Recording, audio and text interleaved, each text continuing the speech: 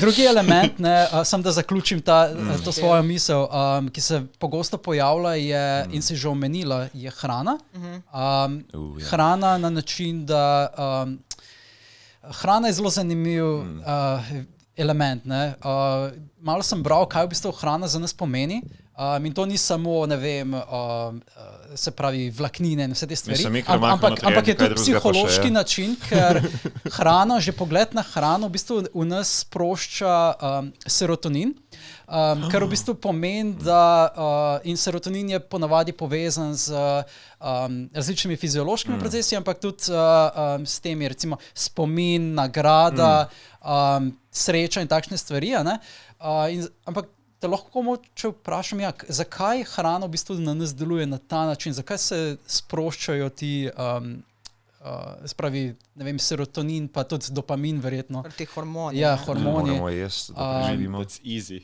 Ja, in to je tudi verjetno razlog, so pogruntali, kdorkoli dela jašike, hrana, narava, sta aspekta, ki mogoče je dober, da jih vedno dodamo kot elementa v žanru.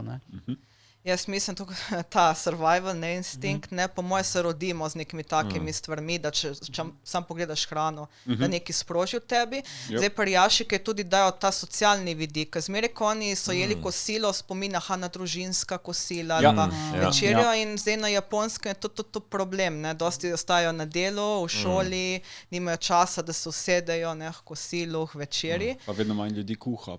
To je vedno manj kuha ljudi. Da te spomni dejansko, sem šel na s kolegi na eno kosilo in se spomniš tega.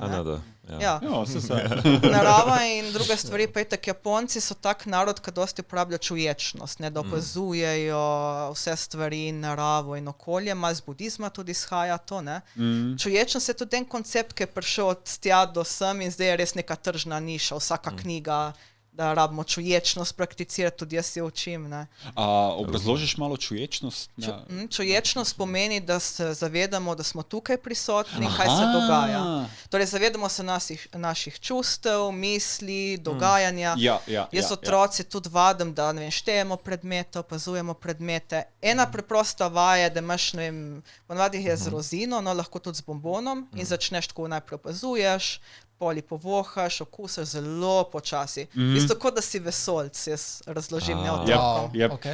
In potem vse te občutke vadaš in si v tistem trenutku, ker naši možgani hitijo ali prihodnost, kaj bo jutri, bom naredil izpit, ne vem, bo šef odpustil, ali pa v preteklosti, kaj sem naredil, zakaj se mi to dogaja, ker smo pa v sedanjosti to prekinemo. V bistvu nadziramo naše možgane na eni strani. Zelo radi tudi popredalčkajo, tako da ko vidijo nekaj, kaj so že videli, to vejo, to samo daš v usta. Heuristika, ne več okusiš, nočeš več tisto si nazameš čas. Mi hitimo.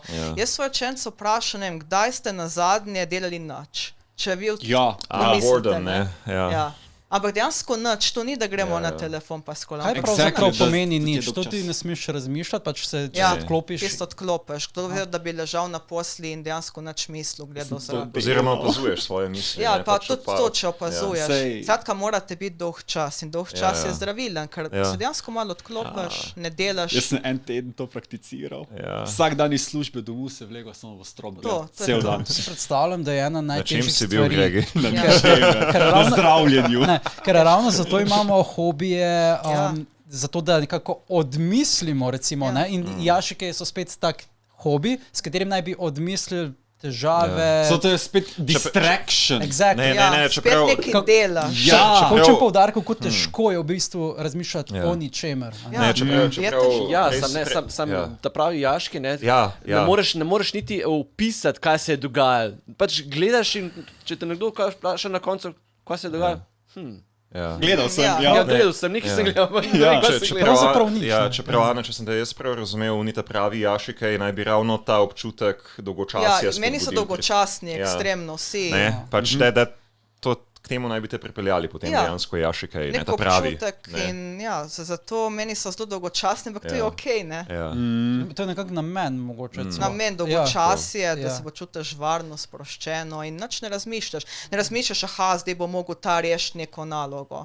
Ampak sam veš, zdaj se tam sprehaja, skuho bo kosilo, te to. No, vidiš, potem tudi, če bi bil naš podcast preveč dolgočasen, lahko rečemo, da je zdravilen, ne? Ja, dejansko, ja. Upam, da je zdravilen za nekoga, ki ima kakšne turbulentnosti v življenju in upam, da bo poslušal ta podcast in se sprostil. Samo kaj pa si zdaj jaz predstavljam, tu je pa problem današnjega sveta, ko pride do tega momenta, da gledaš kaj ti je dolgčasno, še vklopiš še en ekran, ki potem dve stvari istočasno dela. Še ona ti je dolgčas, še greš tam, pa neko drugo stvar delaš. Pa greš na telefon zraven. To je problem, ker ne znamo zdržati več od tam. In zato smo vsi preobremenjeni, žeti, ker stalno nekaj delamo. In v bistvu še kultura, recimo slovenska, tudi na japonskem, moraš nekaj delati. Če ne boš srečen, ne boš nekaj prenesel družbe. Uspel, ne boš še delal. Hustle culture, let's go. Tudi v šoli, če otroci ne delajo nič, je že panika, moramo jim dati neko nalogo. Tako da iz prve roke povem, da v šoli je tudi struktura, treba stalno delati, misliti. Če ima kaj prostega časa, ne, dajmo še ta krožek, pa še to stvar. Je treba delati od Adija Smolarja. Prav zanimivo. Skandinavci mislim, da so pogruntali zelo malo, da je dobro delati pametno, ne dolgo, se pravi, da res koncentrirajo tisti fokus, tisti čas v nek omejen čas in mislim, da imajo tudi najkrajši čas, ko šola poteka, mislim, ko mogoče 5 ur največ, ampak pa tudi manjše skupine imajo, predvsej so prosti, kaj lahko delajo, ampak ne trajajo, ne vem, pouki do 2-3 popoldne, ampak je res tako zelo skoncentriran čas, ker je pač smiselno nekako, zdaj se delaš, ampak rabiš tudi čas za nekako zdravljenje, za svoj čas, za premislek ali pa ne premislek.